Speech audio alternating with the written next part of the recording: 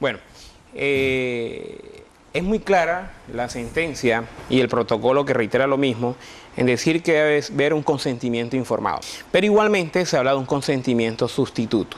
Pero para que ese consentimiento sustituto tenga alguna validez para efectos de la eutanasia, de manera previa ese paciente, ya sea por un testamento o porque de manera libre, espontánea, lo manifestó en una ocasión a su médico tratante, le dice, mire doctor, si yo llegara a estar a obtener una enfermedad o ser diagnosticado con una enfermedad grave de tipo catastrófica, terminal, yo quiero que a mí me apliquen la eutanasia. O sencillamente lo dejó por testamento. Pero si esa persona ha entrado en ese estado, difícilmente, porque no se ha obtenido ese consentimiento de manera previa. Pero lo que sí se puede es el consentimiento sustituto, pero bajo esas condiciones, que ya de manera previa ese paciente lo haya manifestado, ya sea por un testamento, por decirlo de alguna manera, o en otra manera previa, pero debe ser previo. De resto, no podrá aplicarse. Muy bien, doctor Arias, usted acaba de mencionar, hablar de un protocolo. Cuando una persona se encuentra en esas condiciones, ¿cuál es el protocolo a seguir? Bueno, ese protocolo es el siguiente. La persona debe presentar una solicitud ante el médico tratante. Ese médico tratante inmediatamente informa a la IPS para que ellos conformen un comité científico interdisciplinario que entre otras cosas está conformado por un médico que sea especialista o que sea referente a la enfermedad, al padecimiento o patología que tiene la persona, un abogado y un psiquiatra o psicólogo clínico. Ellos son los que van a evaluar y los que van a velar para que esa solicitud finalice con el procedimiento de eutanasia. Si la solicitud tiene un tránsito normal y si la persona, que entre otras cosas durante ese trámite puede incluso reconsiderar la posibilidad de decir no va a continuar, pero si no sucede eso, se le asignará entonces a un médico que finalmente es el que va a aplicar la eutanasia. Muy bien. Camilo Iguarán nos escribe desde Santa Marta. Don Camilo nos dice lo siguiente, o nos pregunta, ¿puede una persona mantener su privacidad total si le autorizan la eutanasia? Entre otras cosas, una de las funciones que tienen los comités, incluso las EPS, es mantener la reserva, de tener una reserva en cuanto al procedimiento, no hacerlo público, no hacerlo manifiesto, porque eso hace parte del fuero interno si bien es una manifestación de la libertad de la persona, también es que debe reservarse y no volverlo público. Julio, antes de continuar, decíamos, vamos a presentar el libro de hoy. Se llama El Camino a la Paz. Reparación integral a las víctimas del conflicto en Colombia. Es un libro que tiene que ver con las víctimas, independientemente del proceso de paz, que de lado y lado, de cualquiera de los lados, los colombianos han sido víctimas en este proceso. Y viene bien mostrar este libro hoy, presentarlo por la decisión de la Corte Constitucional que le acaba de dar vía libre al plebiscito. Muy bien. Entonces, lo recomendamos, El Camino a la Paz. No es un libro comercial, es un libro corporativo, institucional del Estado, de la Unidad de Víctimas. Aquí hay fotos, por ejemplo, hay a Portete, Guajira, donde hubo matanzas, y la reparación a estas víctimas, todo lo que el Estado está invirtiendo en víctimas, no solo económicamente, sino en procesos psicológicos, de asistencia social, en fin. El Camino a la Paz, lo recomendamos. Decíamos, no es un libro que creemos, no está en librerías. Nos llama una persona que se identifica como Ricardo. Ricardo, adelante. Buenas noches. Buenas noches. Sí, buenas noches. Buenas noches, Ricardo, adelante. Doctor, una pregunta para el doctor Arias. Quisiera saber, un médico hace un juramento de Hipócrates cuando se gradúa, ¿no?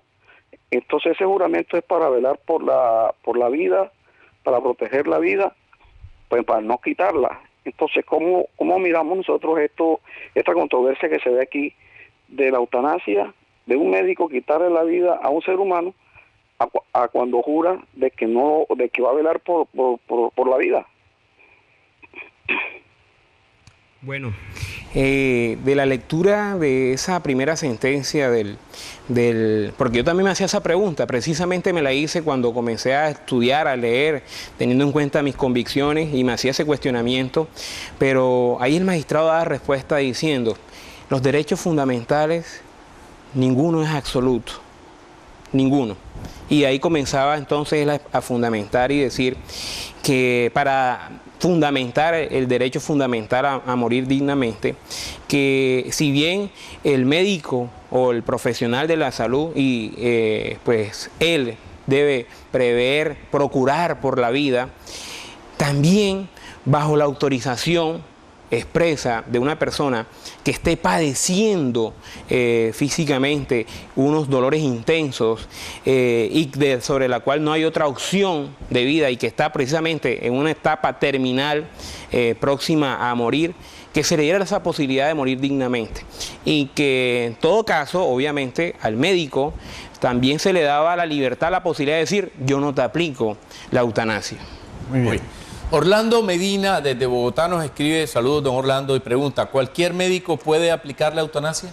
Bueno, en el protocolo se dice que debe designarse un médico. No se explica, de manera expresa qué tipo de médico es. Sencillamente se dice: un médico deberá ser designado por el Comité Científico Interdisciplinario. Muy bien.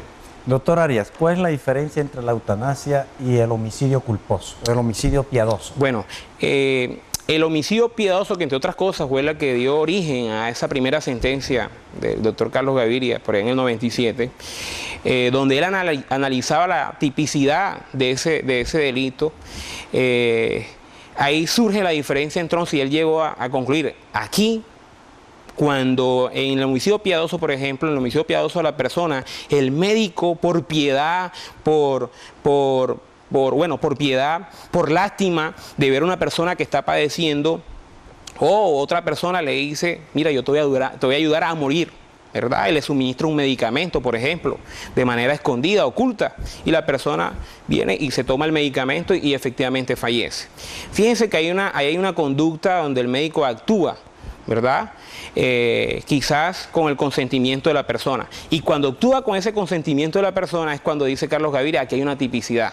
Y ahí comienza a hablar entonces la eutanasia, para decir que la eutanasia, a diferencia de este, no es un delito, sino que sencillamente ya bajo un consentimiento informado, ojo, porque es que acá, por piedad de pronto, una persona que quedó cuadraplégica y le pidió al médico: doctor, ayúdeme. No, acá en la eutanasia es un paciente diagnosticado con unas características a la cual se le puede aplicar esa eutanasia. Muy bien, muy breve porque se nos está acabando el tiempo. Carolina García del Banco Magdalena pregunta lo siguiente: ¿con quién, quién determina que el comité sea integrado por un psicólogo o por un psiquiatra, teniendo en cuenta que son especialidades distintas? Ok, precisamente los comités interdisciplinarios, como su nombre lo indica, esto fue una posición de la Corte reiterada en ese protocolo. ¿Y por qué? Porque de todas maneras no es una decisión fácil, es la decisión de decidir que voy a morir, ¿verdad? Con una fecha exacta en la que me van a aplicar una inyección, y eso va a causar obviamente unos efectos sobre la familia, que entre otras cosas también cuenta dentro de ese procedimiento, porque la asistencia es familia y paciente. Por último, Jesús Mesa Verdugo pregunta: Jesús Mesa Verdugo, ¿tienen derecho los familiares a estar en el momento exacto de la eutanasia? Bueno, el protocolo no habla sobre eso. Muy bien. Muy bien. Bueno, se nos acabó el tiempo, desafortunadamente. Víctor Julio, antes de irnos, recordémosle a los televidentes que el próximo lunes vamos a tener un programa sobre sucesiones, derechos gerenciales. Un tema que han pedido muchos los televidentes, que va a servir para ilustrarlo en caso de que fallezca una persona, cómo deben distribuirse sus bienes. Los esperamos el próximo lunes.